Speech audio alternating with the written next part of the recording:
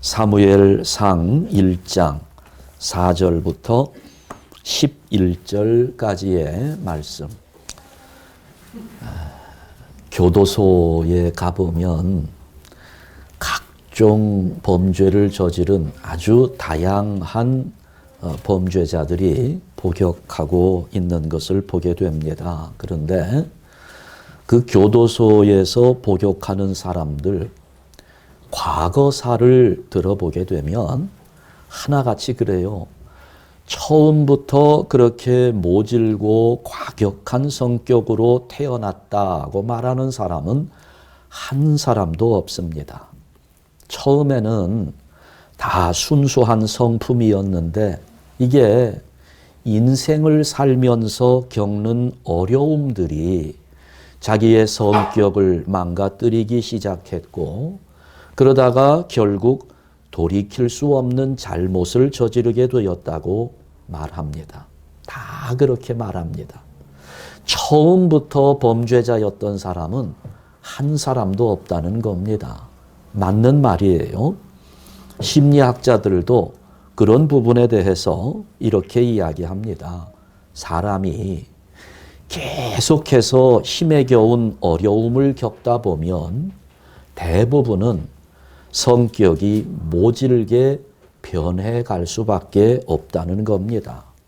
그 어려움 속에서 자신을 지키려다 보니까 과격한 성격으로 변하게 되고, 또 내가 살기 위해서 다른 사람에게 피해를 입히는 방법이라도 선택할 수밖에 없는 그런 상황이 만들어지기 때문이라는 겁니다. 특히 어렸을 때에 받는 폭력이나 무관심은 그 인생에 지대한 영향을 미치게 된다는 겁니다. 그럴 때에 그 어렸을 때 상처받고 어떤 폭력이나 무관심 속에 방치되어 있었던 이 사람들, 그 마음의 상처를 소극적으로 해결하는 아이들은 소심해지면서 사회에 적응하기 어려운 자신감을 잃어버린 어른으로 성장하게 된다는 겁니다. 열등감 속에서 벗어나지 못하게 된다는 거지요. 또 이 마음의 상처를 적극적으로 해결하는 아이들도 있는데, 그런 아이들은 다른 사람에게 해를 주더라도 자기의 살 길을 찾는 범죄인으로 성장하게 된다는 겁니다. 그러니까 열등감에 빠진, 그래서 사회에 적응하기 어려운 어른이 되든지 아니면 범죄인이 되든지 그렇게 된다는 거죠. 그러니까 어렸을 때에 아주 심한 어려움, 괴로움을 받으면서 그 어려움을 해결할 길을 찾지 못하게 되면 그 아이의 가슴에는 범죄의 씨앗이 심겨지는 겁니다. 그리고 그 씨앗이 이제 성장하면서 완력으로 다른 사람을 제압할 만큼 성장하게 되면 자신도 망가질 뿐더러 다른 사람들까지도 망치게 되는 그런 일을 한다는 거지요. 그러나 모든 사람이 다 그렇게 어려움을 겪을 때 성격이 삐뚤어지는 것은 아닙니다. 그런 어려움 속에서도 어떤 사람들은 믿음 안에서, 신앙 안에서 이런 어려움을 좋은 방향으로 승화시키고 그 어려움을 도약의 발판으로 삼는 사람들도 많습니다. 그 대표적인 사람이 성경에 나오는 요셉이라는 사람이지요. 사실 그 어린 시절의 요셉을 보면 형들에게 보통 미움을 받은 것이 아닙니다. 형들이 요셉을 얼마나 미워하는지 저 요셉 죽여버리고 싶다는 마음을 먹을 정도로 그렇게 요셉을 미워했습니다.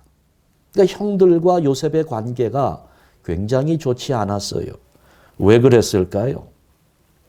우리는 이 대목에서 형들과 요셉이 갈등하는 그 상황을 보면서 대부분의 성도들은 요셉에게 더 점수를 많이 줍니다. 왜냐하면 요셉이 주인공이기 때문에 그렇습니다.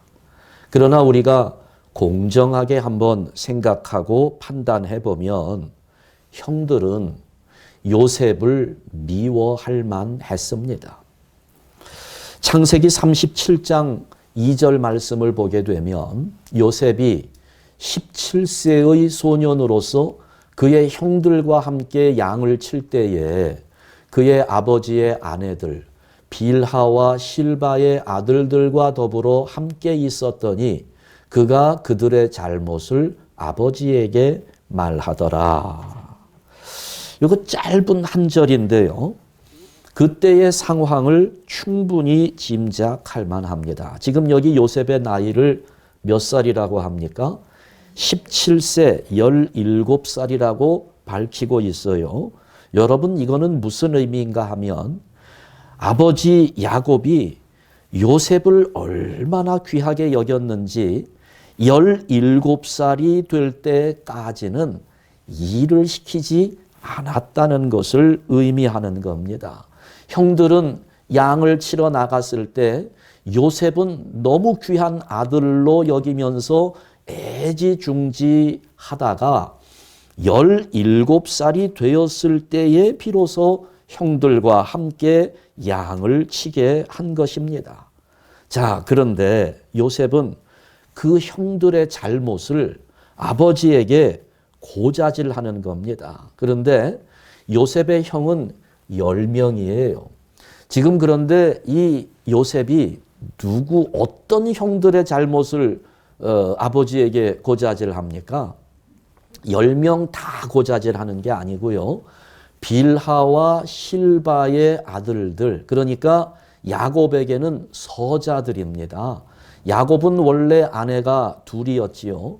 레아와 라헬 두 자매가 야곱의 부인이었습니다. 그런데 이 두 부인이 자식 낳기 경쟁을 하면서 자기의 몸종들까지 야곱과 동침하게 하고 아들을 낳게 합니다. 그렇게 낳은 아들들, 그러니까 야곱의 서자들인데 요셉은 그 서출인 형들의 잘못을 아버지에게 고자질했던 겁니다. 그러면 아버지 입장에서 요셉이 말하는 그 형들의 허물을 듣고 가만히 있었겠습니까? 불호령이 떨어졌을 거예요. 게다가 지금 고자질의 대상은 서출들입니다. 큰 사랑을 상대적으로 좀 차별 대우를 받을 만한 서출들이 이렇게 이 고자질의 대상이 된 겁니다. 그러니 불호령이 떨어지는 것은 너무나 당연한 일이지요. 그러니까 여러분 어떻겠어요? 여러분이 빌하와 실바의 아들들의 입장이었다면 요셉을 어떻게 했을 것 같습니까? 야, 너는 참 정직하구나. 내가 잘못한 거 다 아버지에게 말해 주다니. 이렇게 생각하겠습니까? 얼마나 미웠겠어요. 미워하는 것은 당연합니다. 그 형들이 요셉을 어떻게 사랑할 수 있겠어요? 당연히 미워할 수밖에 없었지요. 그렇게 요셉은 그 형들에 대한 아마 우월감이 있었는지도 모르겠습니다. 당신들은 형이지만 서자들이고 나는 막내지만 적자라는 거지요. 그런 우월감을 가지고 아버지에게 고자질하는, 그래서 형들의 가슴에 죽이고 싶을 정도의 미움을 심는 사람이었습니다. 그러니까 대개는 보면 그래요. 성도들이 교회 다니면서 요셉의 이야기를 많이 들었잖아요. 그 요셉의 결과만 보면서 무조건 요셉의 편을 들어주고 싶은 그런 마음이 있어요. 그런데 여기 성경에 기록된 대로 읽어보면 요셉은 어렸을 때 자기의 형들과 제대로 인간관계를 맺지 못하는 인물이었습니다. 그런데 그런 인물이 변하기 시작합니다. 고난을 통해서 철저하게 바뀌게 됩니다. 형들에 의해서 팔려가지요. 애굽의 노예가 되는 절망적인 어려움 겪으면서 요셉은 애굽의 총리 대신이 될 만한 자질을 갖추게 되고, 그리고 나중에는 어떻게 변합니까? 형들과 제대로 인간관계가 안 됐던 요셉인데 나중에 형들을 다시 만나게 되었을 때 너그러운 마음으로 자기를 노예로 팔아버렸던 형들을 받아줄 만한 그런 인격자로 변화된 것입니다. 그러니까 여러분, 꼭 어렸을 때의 상처가 어른이 되었을 때 부정적으로만 나타난다고 단정할 수는 없는 겁니다. 요셉은 어렸을 때 형들에 의해서 큰 상처를 받았지만 그 어려움을 겪어 나가는 과정 속에서 큰 인물로 변화될 수 있었던 것입니다. 오늘 우리들도 요셉만큼은 아니지만 우리가 인생을 살면서 끊임없이 얼마나 많은 어려움들을 만나게 되는지 모릅니다. 그럴 때 여러분, 우리는 내가 만나게 되는 어려움 때문에 내 인격이 부정적으로 만들어져 갈 것이 아니라 그 어려움들을 통해서 선한 변화를 경험하는 믿음의 사람들이 되어야 할 것입니다. 오늘 본문에 보면 그런 변화를 경험하는 한 여인이 소개되는 겁니다. 한나라고 하는 여인. 자식을 갖지 못하는 번민 속에 괴로워하는 여인이었습니다.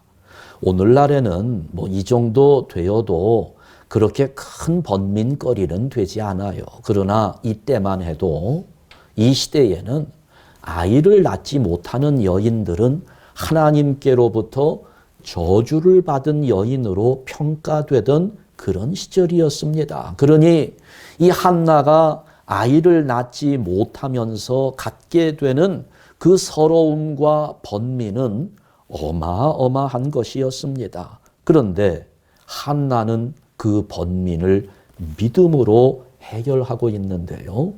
오늘 우리에게도 이런 번민할 수 있는 일들이 생길 때 어떻게 하면 선한 변화를 맛볼 수 있을지, 그것을 한나의 모습이 잘 가르쳐주고 있습니다. 자, 우리에게 번민이 있을 때, 여러분에게 고민거리가 생겼을 때, 괴로워하고 아픈 일들이 생겼을 때 어떻게 해야 할까요? 첫 번째 비결입니다. 그 번민을 하나님께서 주시는 것으로 받아들여야 합니다. 오늘 많은 성도들이요, 흑백 논리, 이분법적으로 생각하는 것이 바로 이 부분인데요.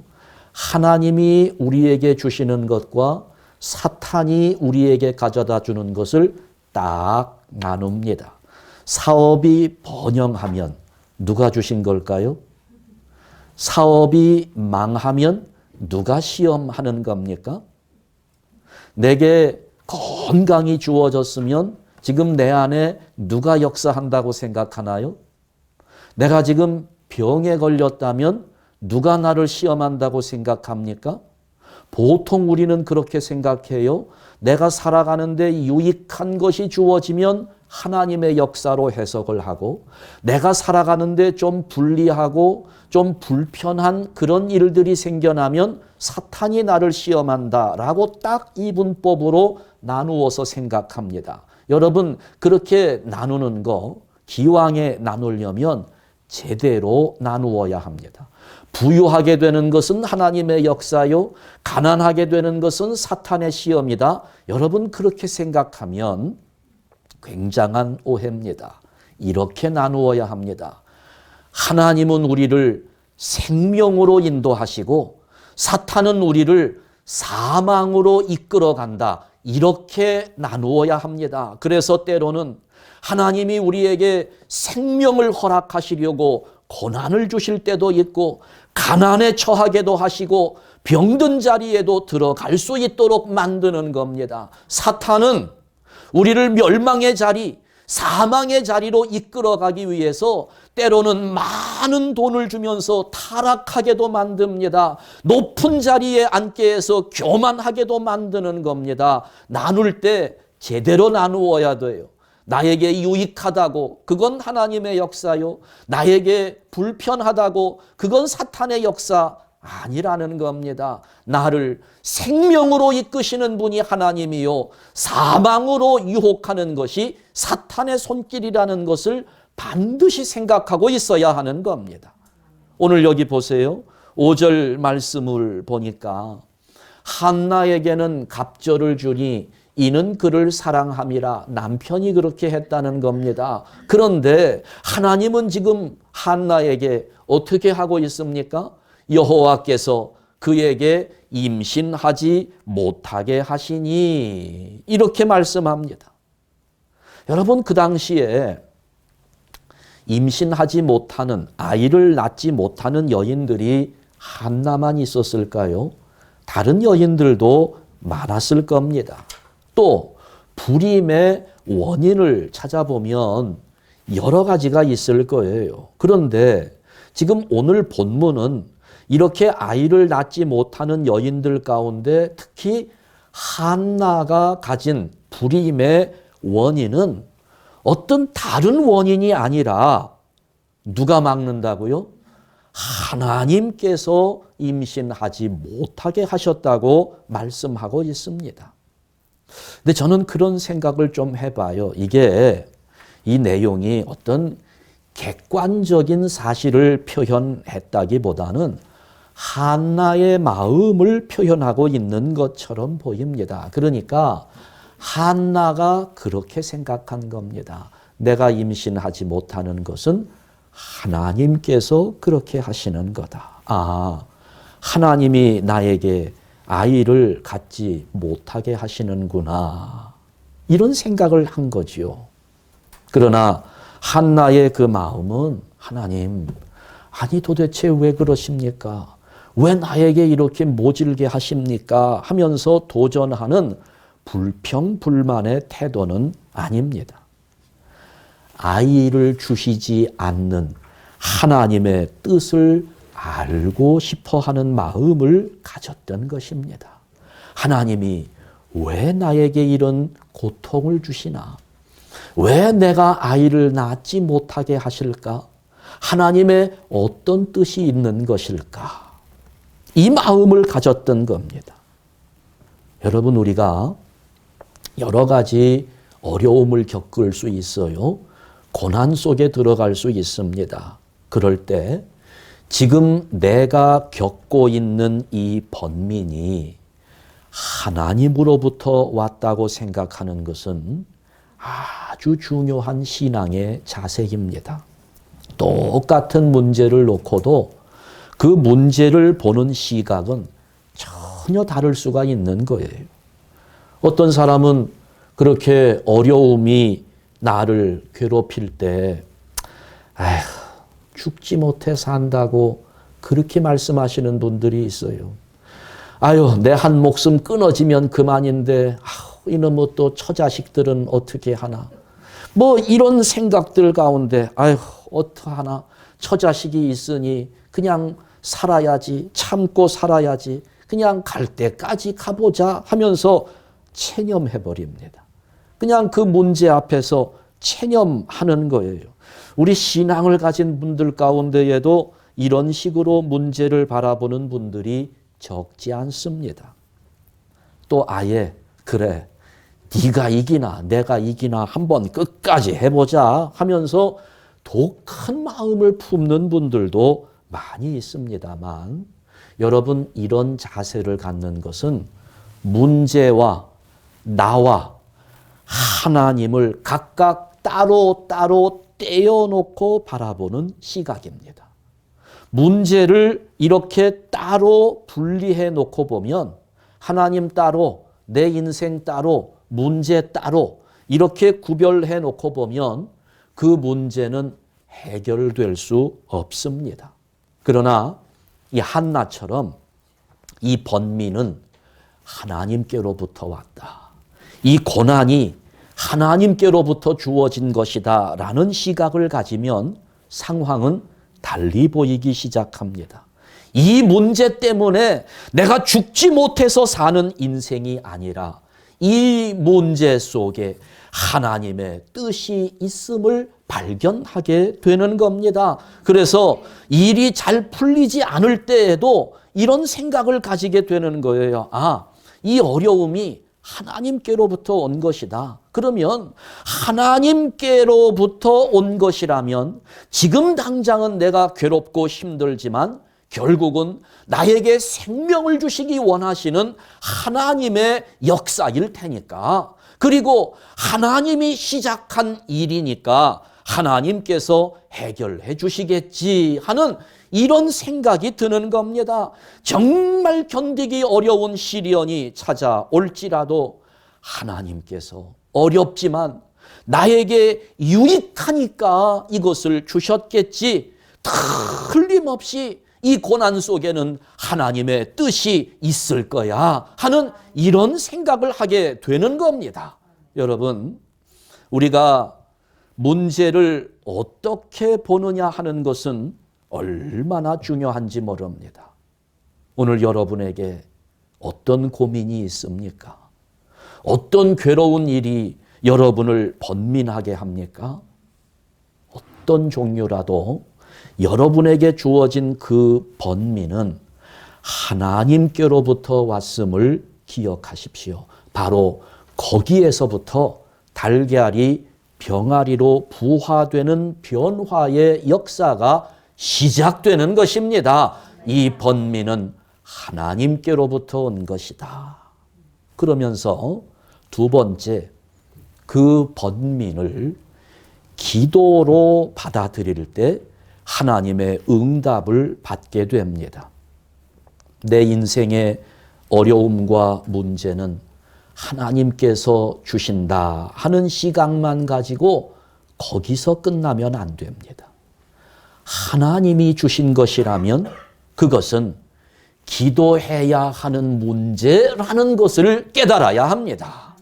나를 기도의 자리로 부르시려고 하나님이 그 고난을 주시는 겁니다.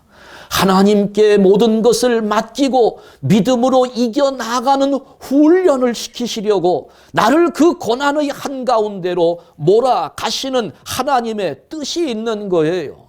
하나님께서 주신 것이니 우리는 그 속에서 하나님의 뜻을 발견해야 하는 겁니다. 하나님의 해결책을 구해야 하는 거지요. 여러분, 우리가 그렇게 기도의 손을 들게 되면 하나님은 기도의 손을 들고 앉아있는 그 자리에 문제의 해결책을 가지시고 우리를 기다리고 계신다는 사실을 깨닫게 되는 겁니다. 여기 지금 한나를 보세요. 10절 말씀에 보니까 한나가 마음이 괴로워서 여호와께 기도하고 통곡하며. 여러분, 지금 한나는 하나님께서 주시는 번민을 기도로 받아들이고 있습니다. 문제가 있으니까, 번민이 있으니까 당연히 괴롭습니다. 또 울고 싶은 것도 당연합니다. 우리도 그러잖아요.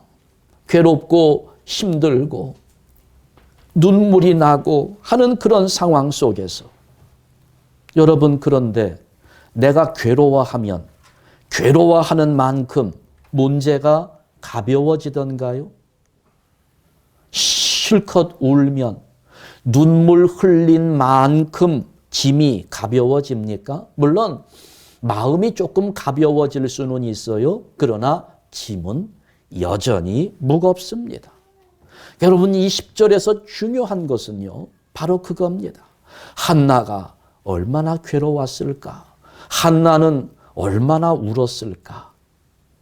그것이 중요한 것이 아니라 그렇게 괴로울 때 하나님 앞에 기도했다는 말씀입니다. 이것이 중요한 것입니다. 문제가 생겼으니 기도해야 하는 겁니다. 마음이 괴로우니 기도해야 되는 거예요.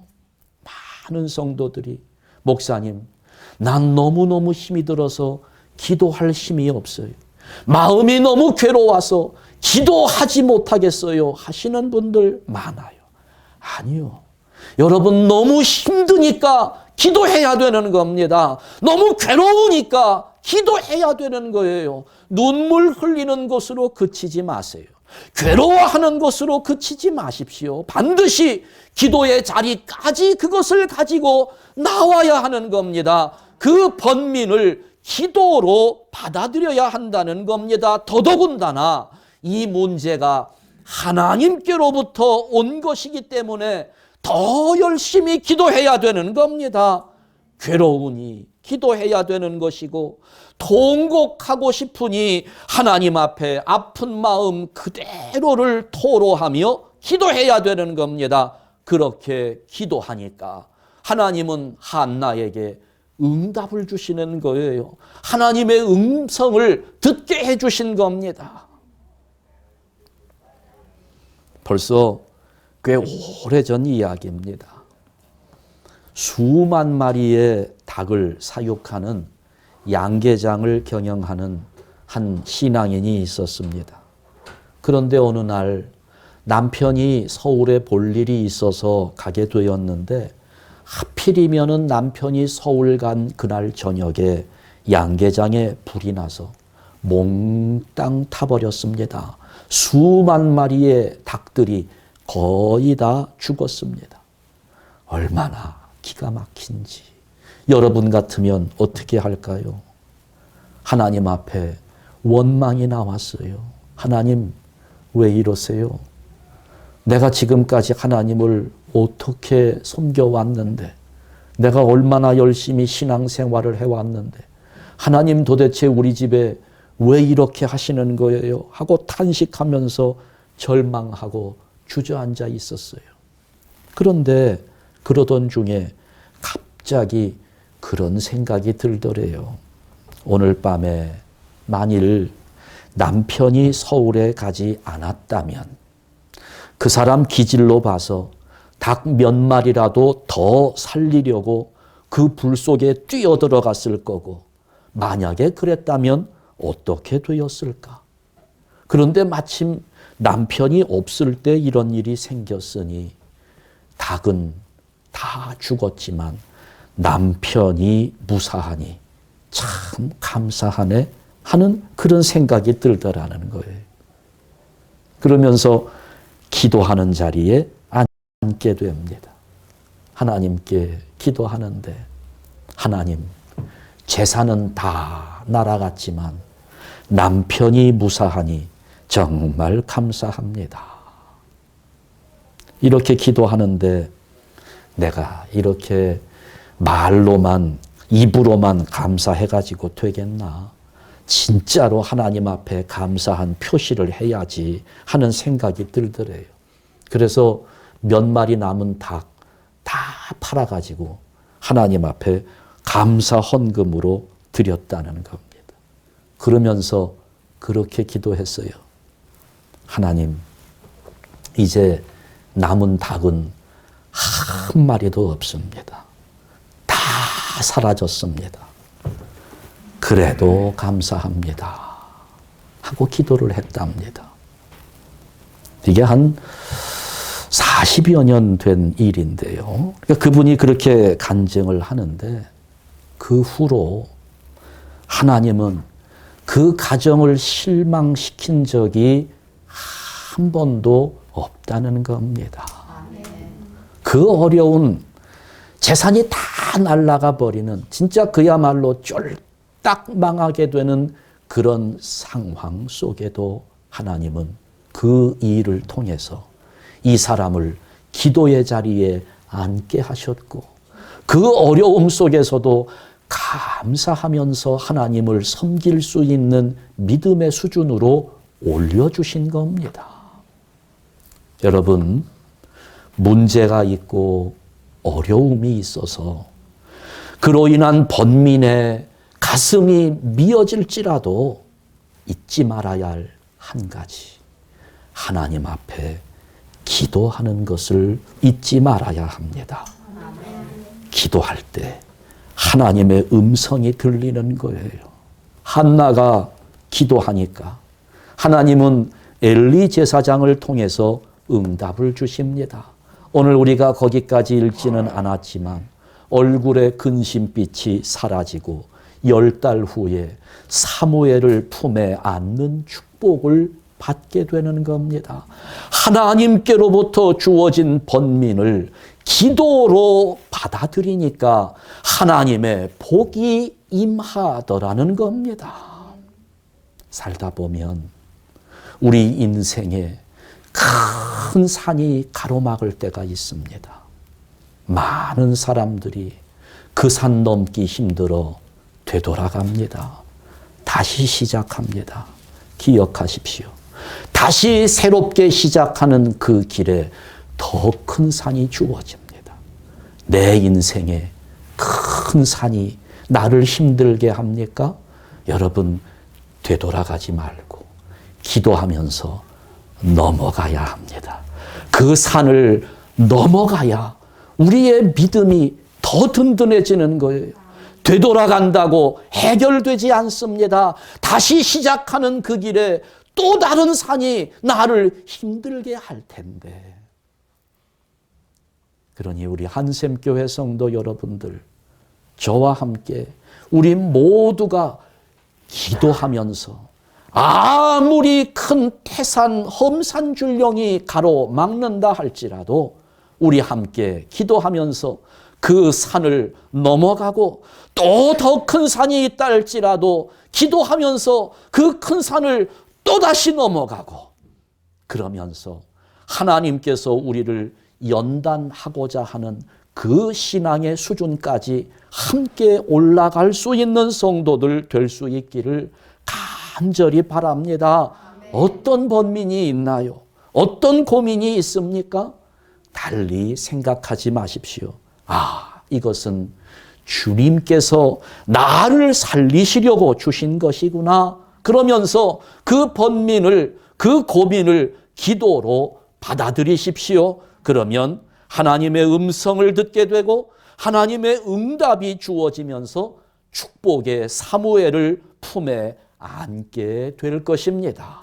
오늘 이런 축복이 우리 모든 한샘교회 성도들에게 주어지기를 주님의 이름으로 축원합니다. 기도하겠습니다.